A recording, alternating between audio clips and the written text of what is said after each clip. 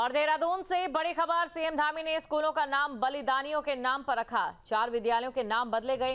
राजकीय inter college चिपल घाट का नाम भगत सिंह रावत के नाम पर हुआ।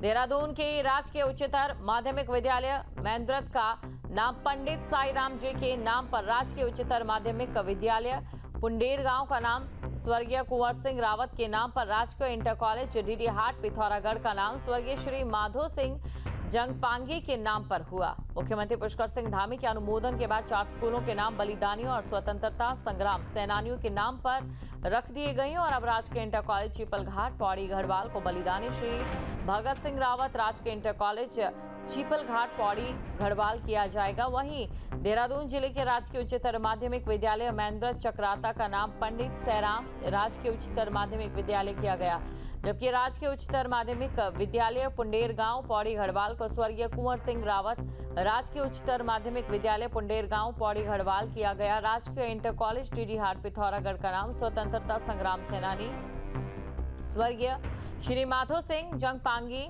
जीआईसी डीडी हाट पिथौरागढ़ किया गया है। खबर देहरादून से, मुख्यमंत्री पुष्कर सिंह धामी का कड़ा एक्शन। जिला आबकारी अधिकारी केपी सिंह पर गिरी गाज निलंबित कर आबकारी आयुक्त कार्यालय में अटैच किया गया।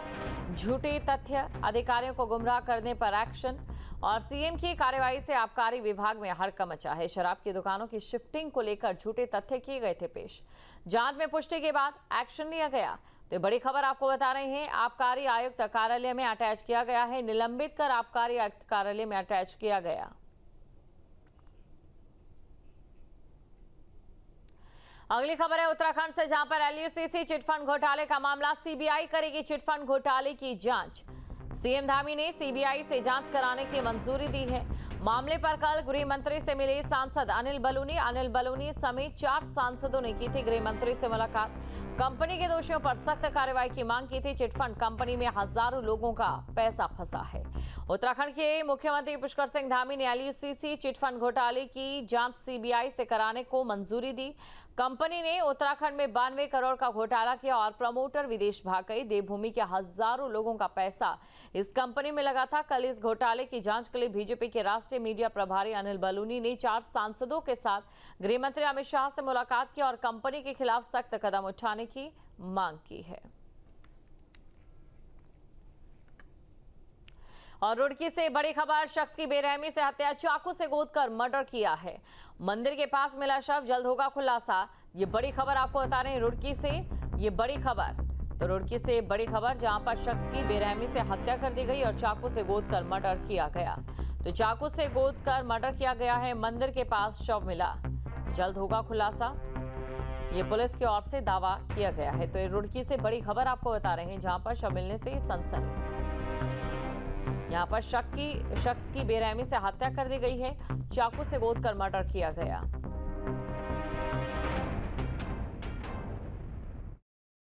जिनका नाम कुंवर पाल है, उनकी किसी ने चाकुओं से गोद करके हत्या कर दी। तो पुलिस वहां पहुंची, मैं स्वयं भी था। तो घटनाक्रम ये है कि 2-3 दिन पहले शायद कुंवर पाल की उन्हीं के गांव का कोई ओमी नाम का शख्स है, उससे कुछ वाद विवाद गाली गलौज हुई थी। तो व्यक्ति रंजिश रख रहा था, नशेड़ी है ऐसा कुछ पता मिला है। घर वालों का भी कहना है कि थोड़ा आवारा किस्म का शख्स है। तो नेम्ड तहरीर हमें मिली थी, हमने एफआईआर दर्ज कर दी। पोस्टमार्टम पंचायतनामा हो रहा है।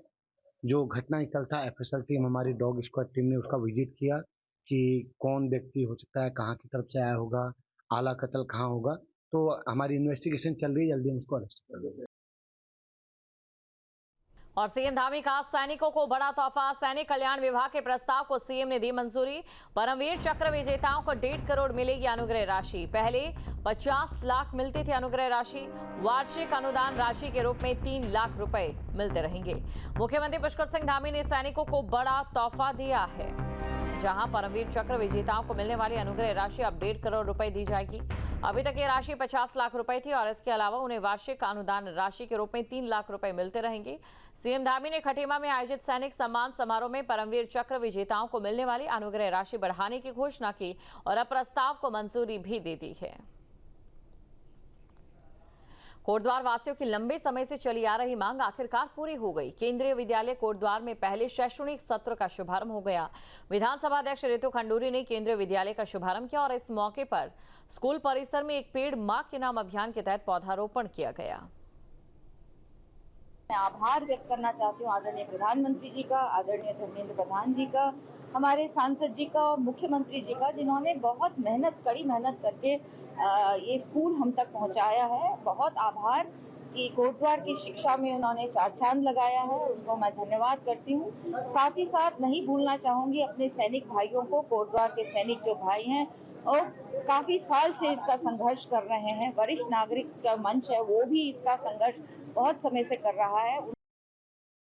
आगरा धर्मांतरण केस से जुड़ी बड़ी खबर आपको बता देते हैं, जहां देहरादून की एक और युवती बरामद की गई है। बरामद युवती ने अब्दुल रहमान को लेकर कई खुलासे किए हैं। अबू तालिब नाम के शख्स ने फेसबुक से संपर्क किया, प्रेम जाल में फंसाकर लव जिहाद का शिकार बनाया। अबू तालिब ने ही युवती को आयशा से मिलाया था और आयशा ने बाद में युवती को अब्दुल रहमान से मिलाया। युवती को धर्म परिवर्तन के बाद नाम की दी गई एक लिस्ट। झारखंड के एक अया नाम के शख्स का भी नाम सामने आया है। लिस्ट में से युवती को नाम दिया गया मरियम। तो आगरा धर्मांतरण मामले में पुलिस को एक और बड़ी सफलता हाथ लगी है। पुलिस ने देहरादून से एक और युवती को बरामद किया है, जिसने पूछताछ में चौंका देने वाले खुलासे किए। युवती ने यह बताया कि सबसे पहले अबू तालिब नाम के शख्स ने उससे फेसबुक से संपर्क किया। वो मजहबी बातें करता और धीरे धीरे भावनात्मक रूप से जुड़ाव बढ़ाकर प्रेम जाल में फंसा लिया। इसके बाद धर्म परिवर्तन की दिशा में ले गया।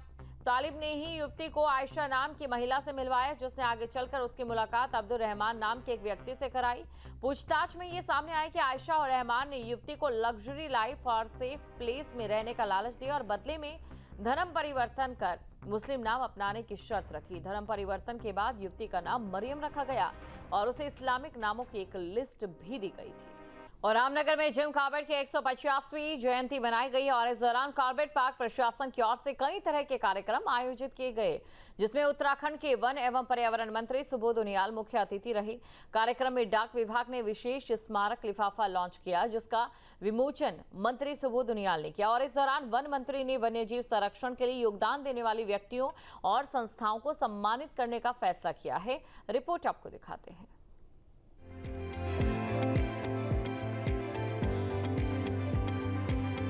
एडवर्ड जेम्स कॉर्बेट, वो नाम जिसने अपना पूरा जीवन वन्यजीव संरक्षण के नाम कर दिया, जिसने आदमखोर बाघों से लोगों को बचाने का बीड़ा उठाया था, जिसने जंगल में घूमकर एक एक जीव को पाला। आज पूरी देवभूमि उसी एडवर्ड जेम्स कॉर्बेट को याद कर रही है। सूदियों के पटल पर चस्पा कुछ यादों से, कुछ कहानी से, कुछ किस्सों से। यादों का ये जश्न यूं ही नहीं है। ये दिन खास है क्योंकि आज एडवर्ड जेम्स की 150वीं जयंती है। जिम कॉर्बेट की 125वीं जयंती के मौके पर रामनगर से लेकर काला ढूंगी तक, छोटी हल्द्वानी से लेकर कॉर्बेट टाइगर रिजर्व तक एडवर्ड की याद में कई कार्यक्रम आयोजित किए गए। जिम कॉर्बेट की 150वीं जयंती पर उत्तराखंड ने एडवर्ड जेम्स को गर्व से याद किया। उनके संरक्षण के सिद्धांत, किताबें और मॉडल विलेज आज भी प्रेरणा देते हैं। जहाँ भक्ति है हर शब्द में, कथाओं में छुपे हैं दिव्य रहस्य और ज्योतिष देता है जीवन को दिशा। धर्म से जुड़ी हर बातों को जानने के लिए हमारे चैनल स्तुति को सब्सक्राइब करें। चैनल पर जाने के लिए इस लिंक पर क्लिक करें।